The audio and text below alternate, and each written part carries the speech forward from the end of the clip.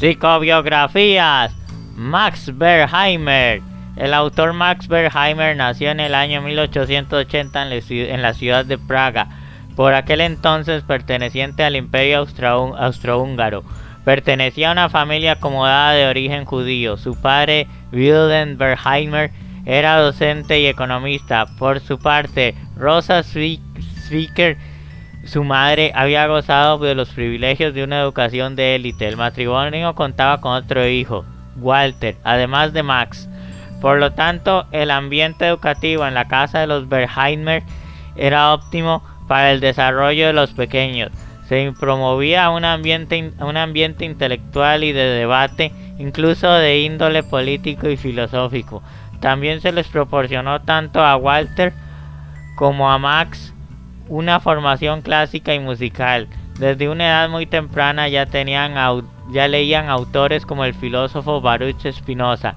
En cuanto a la educación reglada, Max Bergheimer asistió a un colegio de los Escolapios y por lo tanto católico, a pesar de ser judío, algo que era relativamente habitual en estos países.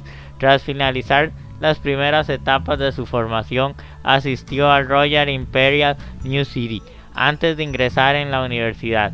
Aunque en un primer momento se matriculó en Derecho en la Universidad de Praga, más tarde decidió centrarse en lo que realmente le interesaba, que era la filosofía y el comportamiento del ser humano, es decir, la psicología, por lo que decidió trasladarse a la Universidad de Berlín para formalizar sus estudios. Así tuvo la oportunidad de compartir institución con toda una generación de figuras de la psicología y otros campos, entre los que se encontraban, aparte del propio Max Bergheimer, otros como el etnomusicólogo Erich von Hornbostel o los psicólogos experimentales George Elias Müller, Frederick Schumann y Carl Stumpf.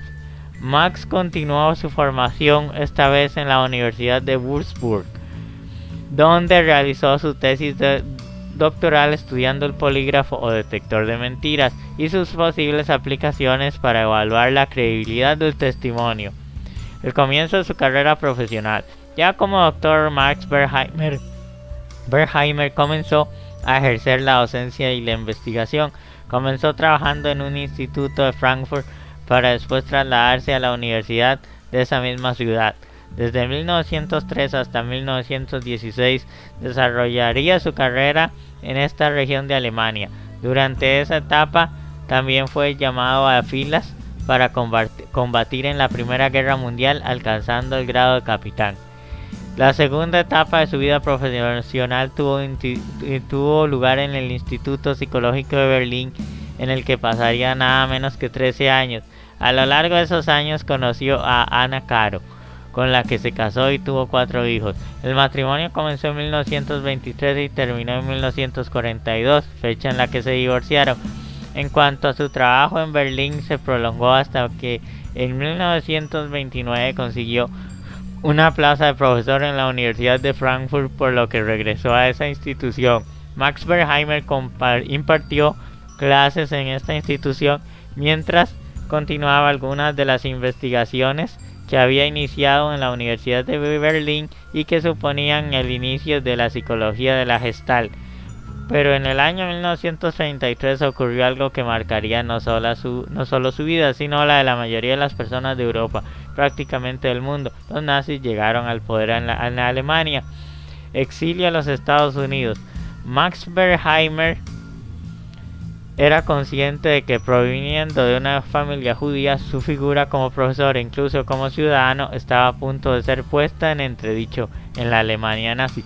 Por lo tanto, tomó la determinación de abandonar Europa rumbo a Estados Unidos, gracias a las facilidades que el consulado de este país en Praga dio a muchos inmigrantes.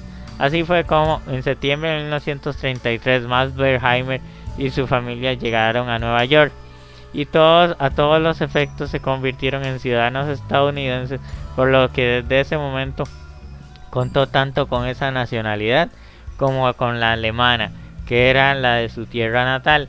Además que gracias a la trayectoria profesional que había acumulado, no tuvo problema para reincorporarse de nuevo como docente, esta vez en la New School for Social Research, que sería el lugar donde desarrollaría el resto de su carrera.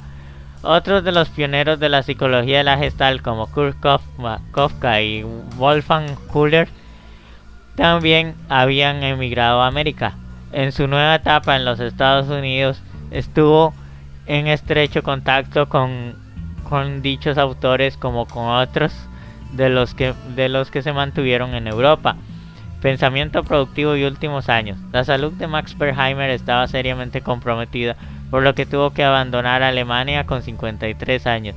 Solo iba a vivir una década más en su nuevo país. Durante esos años, además de ejercer como profesor y retomar sus investigaciones, se dedicó a preparar lo que sería su única obra titulada Pensamiento Productivo.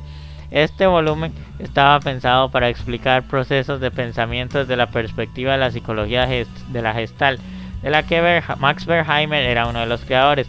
Él distinguía entre el pensamiento productivo y el reproductivo, mientras que el primero representaba una capacidad mental para generar ideas nuevas, el otro es el encargado de la repetición de datos ya existentes en el cerebro.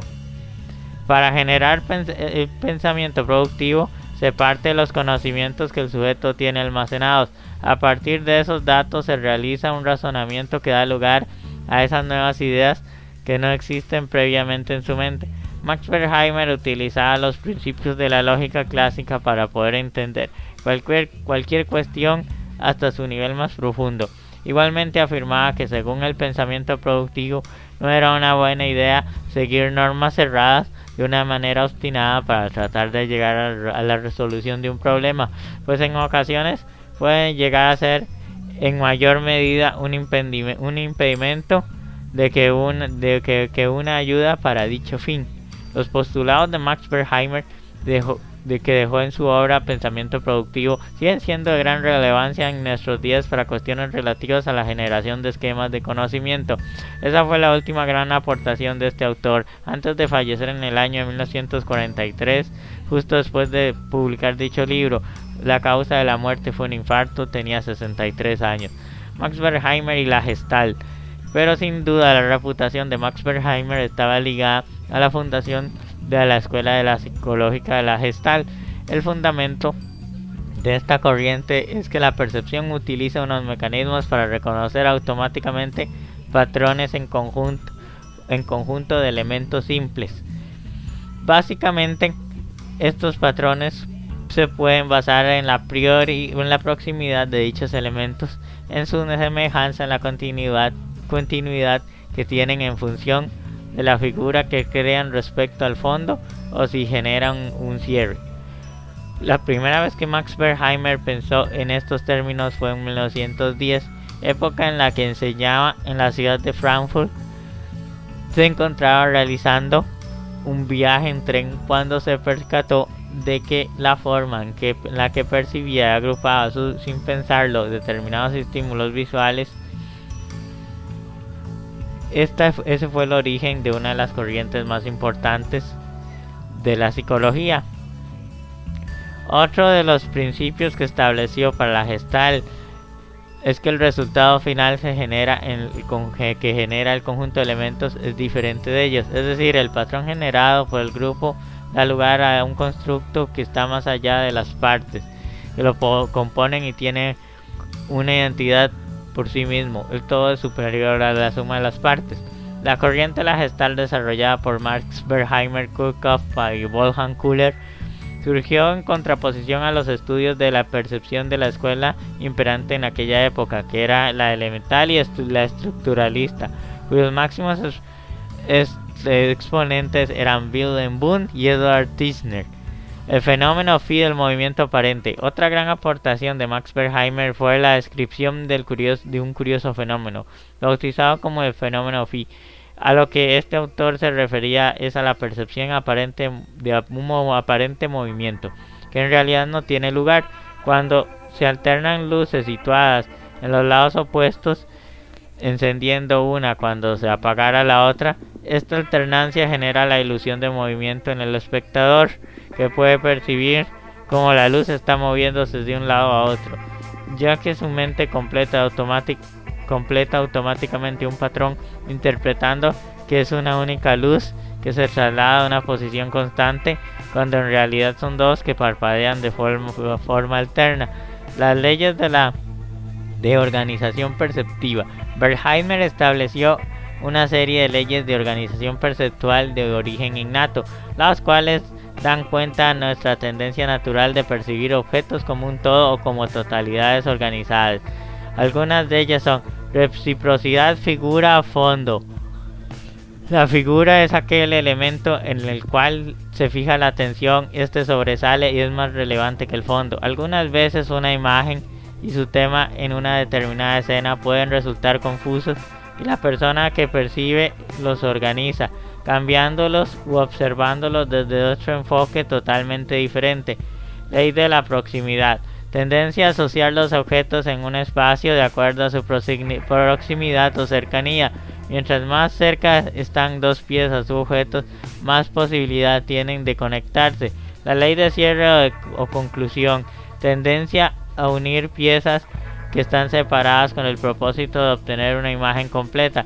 Es decir, que si una línea forma una silueta cerrada o casi cerrada, es frecuente observar una figura aparentemente encerrada por un trazado en lugar de una simple línea.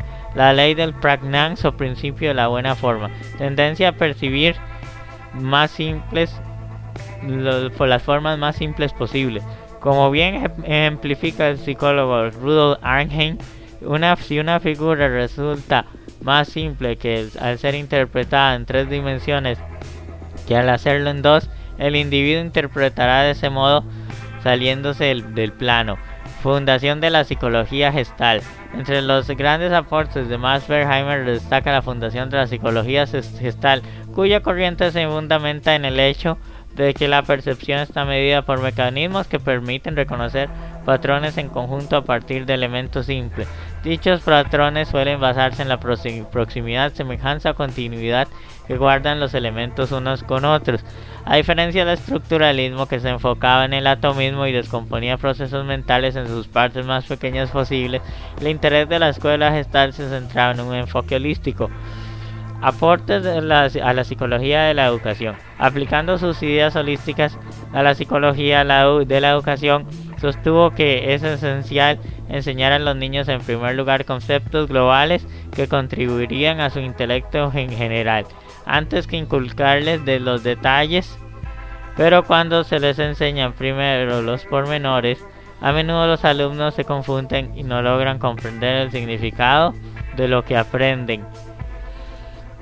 Pensamiento productivo versus reproductivo. Max Berkheimer hizo una distinción entre pensamiento productivo y pensamiento reproductivo. El primero se refiere a la capacidad para generar nuevas ideas, mientras que el segundo es el encargado de la repetición de datos ya existentes en la mente. El pensamiento productivo tiene lugar cuando el sujeto utiliza los conocimientos que ya tiene almacenados y a partir de ellos realiza un razonamiento que genera nuevas ideas que no existen previamente en su mente. Asimismo, afirmaba que para potenciar el pensamiento productivo no es recomendable seguir normas cerradas de una manera obstinada para tratar de llegar a la resolución de un problema, pues en ocasiones el método puede ser un impedimento más un impedimento que una ayuda a generar nuevos contenidos materiales. Para finalizar, recalcamos la importancia de los trabajos de Max Berkheimer para el desarrollo de la psicología. Sin duda alguna fue un personaje que dejó huella en esta disciplina y cuyos aportes aún se encuentran vigentes. Link fuente https://psicologiaymente.com biografías Max Berkheimer y https://lamentesmaravillosa.com Max Berkheimer biografía del fundador de la psicología del gestal. Y listo, continuamos con más de la revista. Chao, hasta pronto, nos vemos el otro año sin falta. Entonces, hasta pronto, nos vemos.